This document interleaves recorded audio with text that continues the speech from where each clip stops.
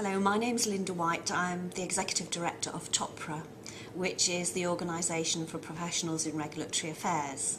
So our members are individuals who are involved in regulation of medicines and medical devices, and that depends on whether they're in industry or in government agency.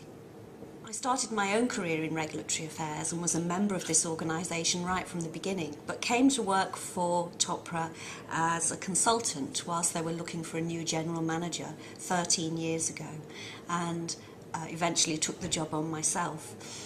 My main responsibilities are obviously the management of the TOPRA staff, of which we have 16 now, and acting as the, I say, handmaiden of the board to make sure that the board's wishes for this organisation are executed either through the staff or the many volunteers that we have involved in TOPRA's activities.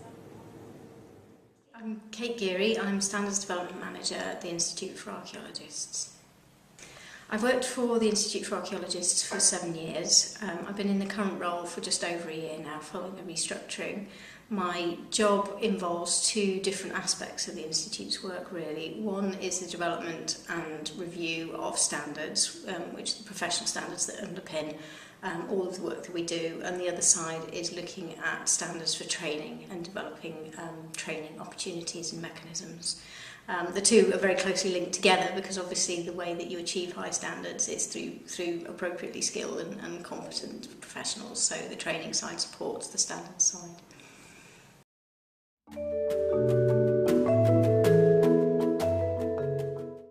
TOPRA is an organisation that is for people that are involved in the regulation of medicines. So we're already working in a very highly regulated industry. I think it's the second most highly regulated industry there is. So there are already lots of checks and balances and audits of what people working in our business is doing. And I think that's why up until this point we hadn't really considered having a code of ethics of our own. But we came to understand that if we were to become a true professional body, that this was part of being a professional body, to have a statement or a code that all members signed up to and that drew them together, if you like. So in the last 12 months, we decided that we would establish an ethical code. We had some reservations to start with because we felt if we went to the full extent of having a code of ethics that was policed, that we would never make it work and that we wouldn't have the resources to police it properly and to go through proper appeals procedures. So we felt we had to research what the alternatives were that were out there. And as a result, we introduced this year a statement of values for TOPRA members. We decided to look at some examples of best practice, and really we went to two sources for this. First of all, we have a sister organisation which is not related to us but does similar work to us, based in the USA, and we looked at their code of practice to see the kind of things that they felt were important. And we will be working with that organisation going forward to have some kind of harmony so that we can say that everybody in our profession, wherever they work, have similar values. The other thing we did, and I'm not being paid to say this, was that we used the PARN book. It was very helpful to reflect on the different codes that are available and the sort of issues that should be covered by those codes. And I have to say I very much took the PARN book as the beginnings of my template of working out what should be in the TOPRA Statement of Values.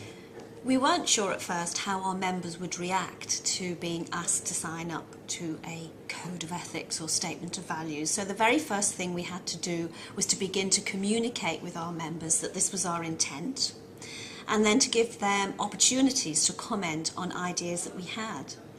And so we used our members' newsletter to publicise that we were going to do this and to give them access to drafts of the code that were available on their website so that they could comment and let us know that we were going in the right direction.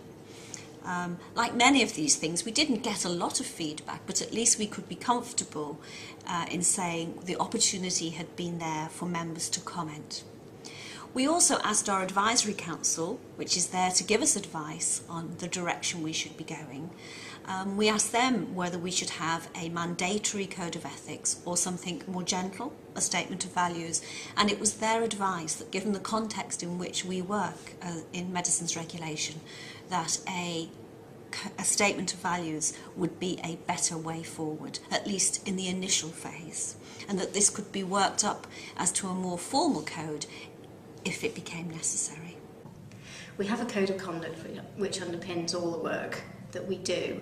Underneath that, there are a whole series of standards and guidance. The standard sets the professional standard we expect of somebody in that role or doing that particular job, and the guidance suggests how they might achieve that. We're reviewing the entire suite at the moment, and that involves developing some new areas of standard and guidance, and updating and renewing the existing suite.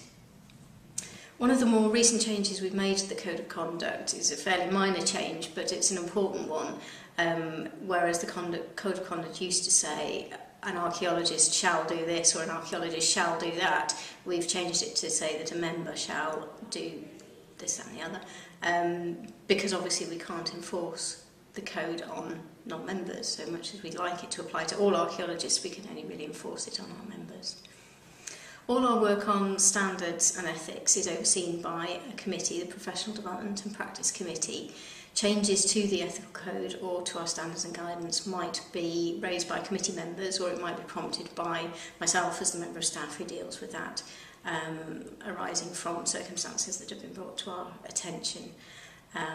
Generally speaking then, we would put any changes out for consultation with our members, and for any changes to the Code of Conduct, we would automatically take that to an annual general meeting to get a mandate from our members. With changes to our standards and guidance, we're not constitutionally bound to do that, but if there's substantial changes, then we would make sure that we had member approval before making them through an AGM. Our Code of Conduct is written in actionable language. It's the mechanism that we use in disciplinary cases if there's been a complaint against a member. So it needs to be written in terms that we can determine whether somebody has breached the Code of Conduct or not.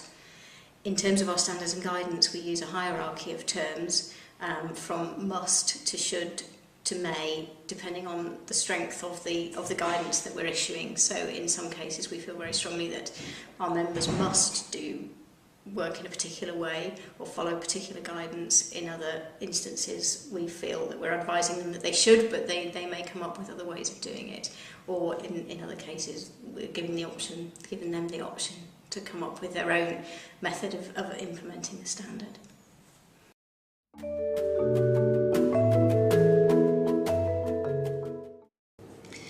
We decided to introduce our code with our 2012 renewal invitation, and so all our members received their renewal invitation, which included a question asking them to look at the code and to confirm by signing the renewal form that they knew of its existence and they'd read it and they understood and they agreed to comply.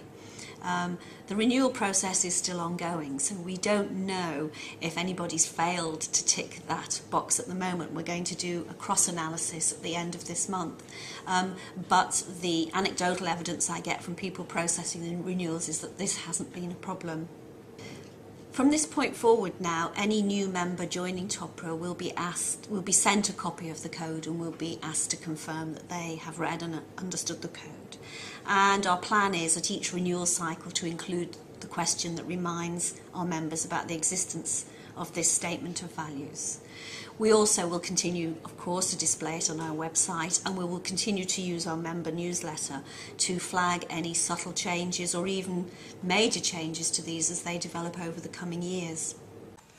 Our members sign up to the Code of Conduct when they join the Institute. Their application for membership is processed and assessed by a validation committee, and as if they're deemed to be of the level of competence that they've applied for, they're then asked to sign the Code of Conduct, and that's what confers membership status on them. The Code of Conduct underpins everything that we do, so we publicise it to our members and beyond very regularly through most of our communications. Pretty much all the work that we do in standards development leads back to the code of conduct at some point.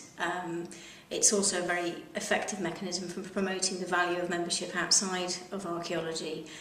We regularly publicise the fact to allied disciplines and trades that our members have signed up to a code of conduct, and therefore you can place greater reliance in their levels of professional competence and ethical competence than those people who haven't.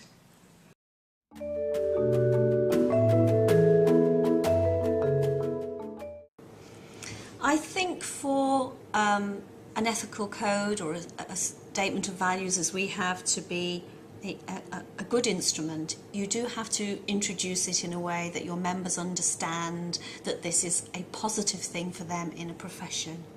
I think it's important you don't try and bring something on board that you then can't police properly, because I think that if you're not able to implement it properly, it then becomes a pointless piece of bureaucracy. So it's important to have the structures in place.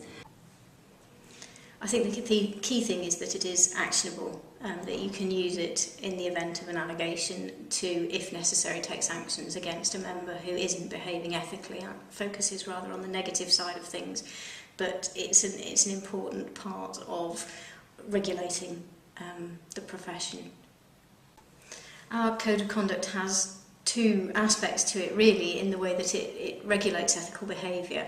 It does regulate the behaviour of an archaeologist with their client or with their customer, but it also has a very important function because archaeology, the archaeological resource, is a fragile thing, and there is potential for unethical behaviour to damage that resource in a way that could never be put right and could never be mended. So we need to regulate archaeologists to make sure that they're not only dealing fairly and ethically with their clients and customers, but they're also treating the archaeological resource in the best way possible.